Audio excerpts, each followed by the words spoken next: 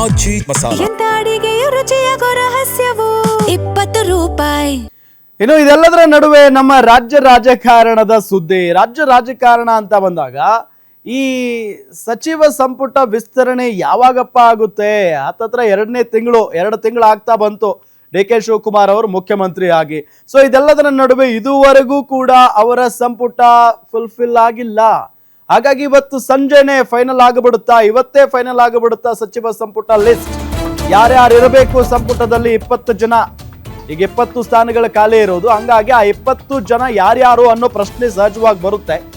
ದೆಹಲಿ ತಲುಪಿದ ಸಿಎಂ ಡಿ.ಕೆ. ಶಿವಕುಮಾರ್ ಸಂಜೆ ಹೈಕಮಾಂಡ್ ಜೊತೆ ಮೀಟಿಂಗ್ ಮಾಡುವ ಸಾಧ್ಯತೆ ಇದೆ. ಇವತ್ತು ಸಂಜೆ ಆಗದಿದ್ರೆ ನಾಳೆ ಹೈಕಮಾಂಡ್ ಜೊತೆ ಫೈನಲ್ ಟಾಕ್. ನಾಳೆ ಮಾತನಾಡ್ತಾರೆ ಫೈನಲ್ ಆಗಿ.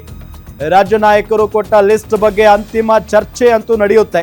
2ನೇ ಲಿಸ್ಟ್ ನಲ್ಲಿ ಹೊಸಬರಿಗೆ ಹೆಚ್ಚು ಆದ್ಯತೆಯನ್ನ ನೀಡಲಾಗುತ್ತೆ ಅಂತ ಹೇಳಲಾಗ್ತಾ ಇದೆ. 70-30 ಫಾರ್ಮುಲಾದಲ್ಲಿ ಫೈನಲ್ ಆಗಲಿದೆ ಪಟ್ಟಿ. ನಾಳೆಯೊಳಗೆ ರಾಹುಲ್ ಗ್ರೀನ್ ಸಿಗ್ನಲ್ ಕೊಡೋದು ಪಕ್ಕಾ. ರಾಹುಲ್ ಓಕೆ ಅಂದ್ರೆ ನಾಡಿದ್ದೇ ಸಚಿವರ ಪ್ರಮಾಣ ವಚನ ಸಾಧ್ಯತೆ ಇದೆ. ಹೈಕಮಾಂಡ್ ಗ್ರೀನ್ ಸಿಗ್ನಲ್ಗೆ ಸಚಿವಾಕಾಂಕ್ಷಿಗಳು ಕಾಯ್ತಾ ಇದ್ದಾರೆ. ಹಿಂದೆ ಫೈನಲ್ ಆಗುತ್ತಾ ಹಾಗಾದ್ರೆ ಸಚಿವ ಸಂಪುಟ ಲಿಸ್ಟ್? ಹಿಂದೆ ಅಂತ ಹೇಳ್ತಾ ಇದ್ದೆ. 2 ತಿಂಗಳಾಯ್ತು ಬಿಡಿ. ಇವತ್ತಾದ್ರೂ ಆಗುತ್ತಾ ಅನ್ನೋ ಪ್ರಶ್ನೆ ಮಾಡ್ಬೇಕಷ್ಟೇ. ಇವತ್ತಾದ್ರೂ ಆಗುತ್ತಾ? ರಾಜ್ಯದಲ್ಲಿ ಬರದ ವಾತಾವರಣ. ಎಲ್ಲ ಜಿಲ್ಲೆಗಳಿಗೆ ಹೋಗೋದಕ್ಕೆ ಈಗಿರುವಂತ ಸಚಿವರುಗಳಿಗೆ ಆಗ್ತಾ ಇಲ್ಲ. ಜನರು ಯಾರನ್ನಪ್ಪ ಪ್ರಶ್ನೆ ಮಾಡೋದು, ಏನ್ ಕತೆ ಅಂತ ಪ್ರಶ್ನೆ ಮಾಡ್ತಾ ಇದ್ದಾರೆ. ಯಾಕೆ ಅಂತ ಅಂದ್ರೆ ಇಲ್ಲಿ ನೋಡಿದ್ರೆ ಬೇರೆ ಬೇರೆ ಬೆಳವಣಿಗೆಗಳೇ ಆಗ್ತಾ ಇದ್ದಾವೆ. ಇದುವರೆಗೂ ನೋಡಿದ್ರೆ ಸಚಿವರುಗಳೇ ಆಯ್ಕೆ ಆಗಿಲ್ಲ. ಕೆಲವು ಸಚಿವರುಗಳಿದ್ದಾರೆ, ಅವ್ರಿಗೇನೆ 3-4 ಜಿಲ್ಲೆಗಳ ಉಸ್ತುವಾರಿ ಜವಾಬ್ದಾರಿಯನ್ನ ಕೊಡಲಾಗಿದೆ. ಬಹಳಷ್ಟು ಜಿಲ್ಲೆಗಳಲ್ಲಿ ಮಳೆ ಇಲ್ಲ, ರೈತರು ಒದ್ದಾಡ್ತಾ ಇದ್ದಾರೆ, ಅವ್ರ ಕಷ್ಟ ಕೇಳೋರು ಯಾರೂ ಇಲ್ಲ.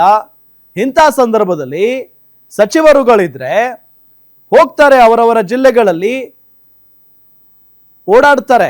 ಆಗ ಜನ ಬಂದು ಕಷ್ಟ ಹೇಳ್ಕೊಳ್ತಾರೆ, ಅಧಿಕಾರಿಗಳಿಗೆ ಬಿಸಿ ಮುಟ್ಟುತ್ತೆ. ಸಚಿವರುಗಳೇ ಇಲ್ಲ, ಸರ್ಕಾರ ಸಂಪೂರ್ಣವಾದಂತ ಸರ್ಕಾರನೇ ಇಲ್ಲ ಅಂತ ಅಂದಾಗ ಆಡಳಿತ ಹೆಂಗೆ ಚೆನ್ನಾಗಿ ನಡೆಯೋದಕ್ಕೆ ಸಾಧ್ಯ ಅನ್ನೋ ಪ್ರಶ್ನೆ ಸಹಜವಾಗಿ ಮೂಡುತ್ತೆ. ನಿರೀಕ್ಷೆ ಅನ್ನೋದು ಎಲ್ಲರಿಗೂ ಇದ್ದೇ ಇದೆ. ನಾನು ಈ ಹಿಂದೆನೂ ಹೇಳಿದ್ದೇನೆ, ಯಾರ ಮೇಲೆ ಒತ್ತಡ ಹಾಕಿ ನಾನು ಅಧಿಕಾರ ಪಡ್ಕೊಳ್ಳೋದಲ್ಲ. ಪಕ್ಷದ ಜೊತೆ ನಿಂತಿದ್ದೇವೆ, ಪಕ್ಷದ ಸಿದ್ಧಾಂತವನ್ನು ಎತ್ತಿಡಿದಿದ್ದೇವೆ. ಈ ಹಿಂದೆ ಸ್ವತಃ ಮುಖ್ಯಮಂತ್ರಿಗಳು ಮೈಸೂರು ಜಿಲ್ಲೆಯವರಾಗಿದ್ದರಿಂದ ನನಗೆ ಕೆಲವೊಂದು ಸಮಸ್ಯೆಗಳು ಉಂಟಾಯಿತು, ಆಗಕ್ಕಾಗಿರಲಿಲ್ಲ. ನಿರೀಕ್ಷೆನೂ ಇದೆ, ವಿಶ್ವಾಸನೂ ಇದೆ. ಖಂಡಿತವಾಗಿ ವಿಸ್ತರಣೆ ಆಗುವಂಥ ಸಂದರ್ಭದಲ್ಲಿ ನಾನು ಇರ್ತೇನೆ ಅನ್ನೋದು ನಾನೇ ಹೇಳ್ತಾ ಇದ್ದೀನಲ್ಲ.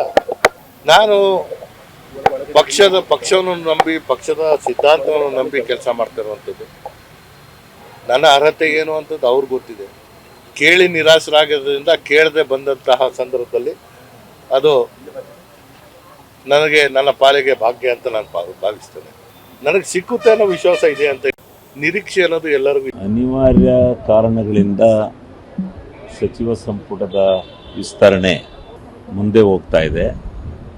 ಈ ಸಾರಿ ಅಂತಿಮವಾಗಿ ಬುಧವಾರ ಗುರುವಾರದೊಳಗೆ ಮಂತ್ರಿಮಂಡಲ ಪೂರ್ಣಗೊಳಿಸ್ತಾರೆ ಅಂತಕ್ಕಂಥ ವಿಶ್ವಾಸ ಇದೆ.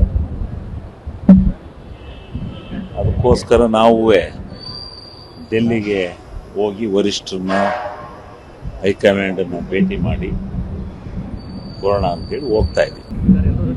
ಆಕಾಂಕ್ಷಿಗಳು ಪ್ರಜಾಪ್ರಭುತ್ವ ಅಂದಮೇಲೆ ಎಲ್ಲರೂ ಟ್ರೈ ಮಾಡ್ತಾರೆ. ಅದನ್ನು ಪಕ್ಷದ ವರಿಷ್ಠರು, ನಮ್ಮ ನಾಯಕರಾದ ಸಿದ್ದರಾಮಯ್ಯ ಮತ್ತು ನಮ್ಮ ಮುಖ್ಯಮಂತ್ರಿಗಳು ಡಿ.ಕೆ. ಶಿವಕುಮಾರ್ ಅವರು, ಪಕ್ಷದ ಅಧ್ಯಕ್ಷರಾದ ಹರಿಪ್ರಸಾದ್ ಅವರು, ಇನ್ನು ಅನೇಕ ಜನ ಮುಖಂಡರುಗಳು ಎಲ್ಲ ಸೇರಿ ಪಕ್ಷದ ವರಿಷ್ಠರ ಜೊತೆ ಚರ್ಚೆ ಮಾಡಿ ಯಾವ್ಯಾವ ರೀತಿ ಮಾಡಬೇಕು, ಯಾವ ಜಿಲ್ಲೆ ಪ್ರಾಧಾನ್ಯತೆ ಕೊಡಬೇಕು ಅನ್ನೋದನ್ನು ತೀರ್ಮಾನ ಮಾಡ್ತಾರೆ. ಇಲ್ಲ, ನಾವು ಪ್ರಬಲ ಆಕಾಂಕ್ಷಿಗಳಾಗಿದ್ದೀವಿ, ಇಲ್ಲ ಅಂತ ಹೇಳೋಕ್ಕಾಗೋದಿಲ್ಲ. ಪ್ರಬಲ ಆಕಾಂಕ್ಷಿಗಳಿದ್ದೀವಿ ಅಂದರೆ ಏನೇ ಆದ್ರೂ ಅಲ್ಟಿಮೇಟ್ಲಿ ಹೈಕಮಾಂಡ್ ನಿರ್ಧಾರ. ಸಚಿವ ಸಂಪುಟ ವಿಸ್ತರಣೆ ಹೈಕಮಾಂಡ್ ತಕ್ಕಂಥ ಒಂದು ನಿರ್ಧಾರ.